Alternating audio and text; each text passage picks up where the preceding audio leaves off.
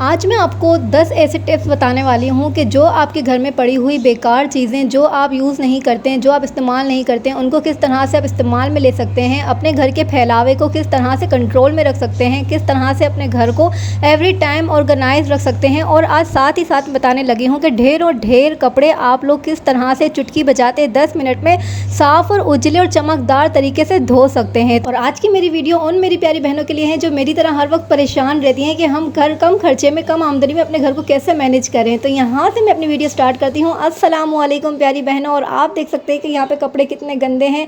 बारिशों का मौसम है और बारिशों के मौसम में कपड़े बहुत ज़्यादा गंदे हो जाते हैं, उन पर कीचड़ लग जाता है, उनका कलर ख़राब हो जाता है और सफ़ेद कपड़े तो बहुत ही मैले हो जाते हैं। अगर घर में मर्द हजरात हैं, उनके बनियान हैं और वो पीले हो जाते हैं, आपके घर में कवर है तकियों के और वो ख़राब हो चुके हैं, तेल लग चुका है, उनके ऊपर आप सर रखते हैं तो वो ऑयली हो चुके हैं, मेले हो चुके हैं, तो आप उनको 5 मिनट के अंदर अंदर किस तरह से चमका सकते हैं, किस तरह से उजले उजले धो सकते हैं और सिर्फ 10 मिनट में आपके कपड़े एकदम साफ़ और चमकदार और खुशबूदार किस तरह से आपको मिल सकते हैं। और ढेरों ढेर कपड़े हम 10 मिनट में तो धोएंगे ही धोएंगे, लेकिन खर्चा भी कम होगा। सिर्फ 35 रुपये में आपके ढेरों ढेर सफ़ेद कपड़े, आपके कलरफुल कपड़े चमकदार किस तरह से धुल सकते हैं वो मैं आपको बताने लगी हूँ। तो चलें स्टार्ट करते हैं अपनी आज की वीडियो। और आ गई है आपकी सहेली आप लोगों के लिए बहुत सारे टिप्स लेकर आज की वीडियो में, तो आपको वीडियो स्किप नहीं करनी। तो यहाँ पर आपको साबुन दिख रहा है। साबुन जो है ये बहुत ही कारआमद है। आप इसको ख़राब ना समझें कि आप सोचेंगे कपड़े साबुन से धोएंगे तो ऐसे हो जाएंगे वैसे हो जाएंगे, लेकिन आपको साबुन जो है ना जादू दिखाएगा। ये साबुन सिर्फ और सिर्फ 35 रुपये का हर जगह पर मिल जाता है, हर किराना के स्टोर पर मिल जाता है। इसके आपने बारीक बारीक से इस तरह से टुकड़े कर लेने हैं, इनको काट लेना है छुरी की मदद से बिल्कुल बारीक बारीक सा, और इनको आपने पानी में भिगो के 5 मिनट के लिए रख देना है। जैसे ही साबुन नरम हो जाएगा ना, इसको आपने चूल्हे के ऊपर रख के पका लेना है 2 ग्लास पानी डाल के। तो ये बिल्कुल लिक्विड हो जाएगा। स्लो फ्लेम पे आपको इसको पकाना है और आप देख सकते हैं कि किस तरह से एकदम लिक्विड हो चुका है। यहाँ पर हमने मशीन तैयार कर ली है। इसके अंदर हम सिर्फ 1 कप सर्फ ऐड करेंगे और सर्फ डालने के बाद हम इसमें गर्मा गर्म साबुन वाला ये लिक्विड पूरा ऐड कर देंगे, जिसके अंदर हमने 1 अदद साबुन काट कर उबाल लिया है। जब हम साबुन काट कर उबाल कर कपड़े धोते हैं ना, तो आप यकीन नहीं करेंगी, यकीन आपको तभी आएगा जब आप ये जो ट्रिक है और ये टिप है आजमाएंगी और घर में कपड़े धोएंगी, और उसके बाद जब आपको रिजल्ट मिलेगा तो आप आकर कमेंट में लाजिम बताएंगी कि आपके कपड़े किस तरह से धुले। और इस तरह से पानी डालकर साबुन को पकाकर कपड़ों की मशीन में डालकर धोने से आपको ब्रश का इस्तेमाल नहीं करना पड़ता। जो मेरी बहनें कपड़े धोते वक्त मेले कपड़ों के ऊपर 100 मरतबा ब्रश मार रही होती हैं उन्हें साफ़ करने के लिए, तो सिर्फ वो ये एक ट्रिक आजमाएं और मशीन को अगर बहुत ज़्यादा मेले कपड़े हैं तो 2 बार फेरा घुमा लें, अगर कम मेले कपड़े हैं तो 1 बार फेरा घुमा लें। और यकीन माने मेरी बहनों, अगर आप ये वाली ट्रिक आजमाती हैं ना, तो आपका टाइम बहुत ज़्यादा बच जाता है। और आप इसी टाइम के अंदर जहाँ पर आप कपड़ों पर ब्रश मार के अपने 2 घंटे ज़ाया कर रही होती ना, तो वो 2 घंटे में आपके घर के 10 काम हो सकते हैं और आप जो है ना अपना टाइम मैनेज कर सकती हैं, बचा सकती हैं। और अगर आप लोगों के घर में खारा पानी आता है, बोरिंग का पानी आता है, मीठा पानी नहीं आता, तो केमिकल की दुकान पर खारे पानी का केमिकल मिलता है। वो अगर आप 1 टीस्पून मशीन के अंदर डाल देते हैं तो खारे पानी में भी सर्फ और साबुन की बहुत झाग और चिकनाई बनती है और आपके कपड़े उजले उजले चमकदार धुलते हैं। अच्छा, ये बास्केट आपको दिख रही है, ये मैं 20 रुपए की लेकर आई थी करीबी मार्केट से, जो संडे मार्केट लगती है ना, और लोगों के घर में ये पड़ी हुई होती है रफली। तो यहाँ पर मेरे पास चार्जर हैं जो यहाँ से वहाँ घूम रहे होते हैं, रुल रहे होते हैं। हर घर की यही कहानी है कि चार्जर कहीं ना कहीं लटके हुए पड़े हुए नजर आते हैं। अगर इस तरह की बास्केट में आप लोग डाल कर रख देते हैं ना, तो एवरी टाइम आपका घर जो है ना ऑर्गेनाइज रहता है और फैलावे से बचा रहता है। और अपने घर में ना इस तरह से छोटी छोटी टिप्स को जो है ना फॉलो करती रहा करें।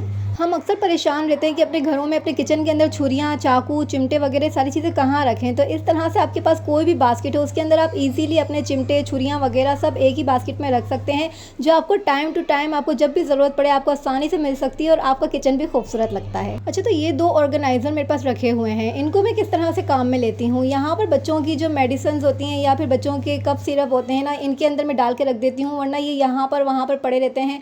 कभी चूल्हे के पास पड़े तो हम परेशान हो जाते हैं, हीट लग जाती है। और इस तरह से जो आपके किचन के टॉवल होते हैं, आपके जो साफनियाँ होती हैं, उनको आप किस तरह से रख सकते हैं। आप यूं ही काम करते हैं और इसको इधर उधर फेंक देते हैं, तो इसको हम कवर करके और फोल्ड करके इस तरह बास्केट में रख सकते हैं, जो खूबसूरत भी लगता है। और किचन के किसी भी कॉर्नर पे आप इसे इस तरह से रख सकते हैं, जिससे आपका किचन एवरी टाइम ऑर्गेनाइज रहता है, मेंटेन रहता है और खूबसूरत भी लगता है। बिना पैसों के घर में बची हुई पड़ी हुई चीज़ों को किस तरह से इस्तेमाल ले सकते हैं, यही हमारा आज का मकसद है वीडियो का। और ये देख सकते हैं आप लोग, मेरे पास एक स्प्रे गन है जो कि जिसमें फ्रेशनर भरा हुआ था, जो कि अब खाली हो चुकी है। तो इसे ज़ाया नहीं करेंगे, इसमें पानी भर के हम स्प्रे गन बनाएंगे और इससे शीशे वगैरह साफ़ करने के लिए हमें काफ़ी मदद मिल सकती है, जो कि मार्केट के अंदर 140 से 150 की मिलती है, हम घर में फ्री में बना लेते हैं। अक्सर हमारे घरों में ट्रांसपेरेंट कप आते हैं जिसमें बच्चे कोक वगैरह पीकर आते हैं या फिर फालूदा वगैरह खाते हैं, और या फिर घर में पार्सल ले आते हैं, तो उनको मैं कभी भी नहीं फेंकती हूँ, उनको मैं संभाल कर और वॉश करके रख देती हूँ, क्योंकि बच्चों की इस तरह से छोटी मोटी चीज़ें जो होती हैं ना, वो बहुत ज़्यादा फैलावा होता है और ये इशाल की तमाम चीज़ें जो ना हर वक्त फैली रहती हैं।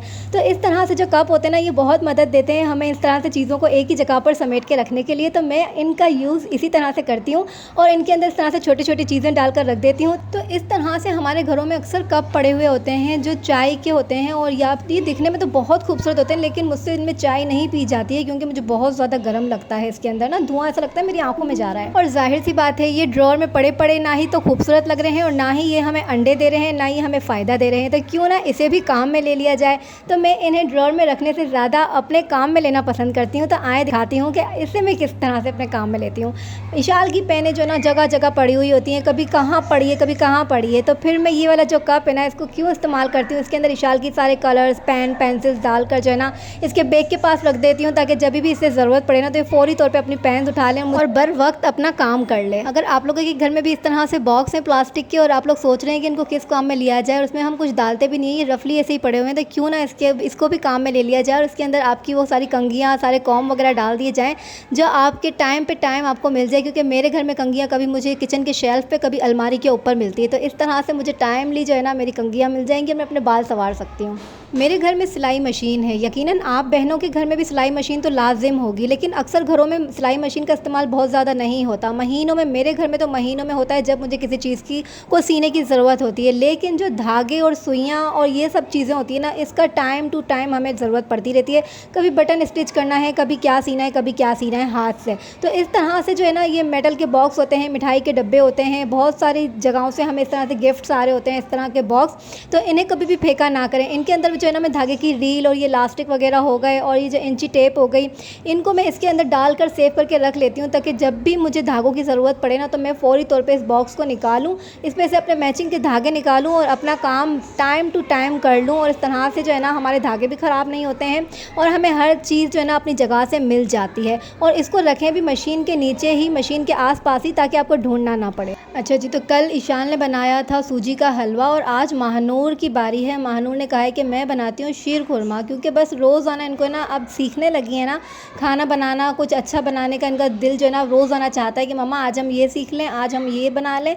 तो बस आज महानूर ने बनाया है शीर खुरमा और मैं जो है ना एंजॉय करती हूँ अपने बच्चों के साथ, अपनी फैमिली के साथ। और इसी के साथ अपने व्लॉग को यहीं पर एंड करती हूँ। मिलती हूँ आपसे इंशाल्लाह नेक्स्ट व्लॉग में।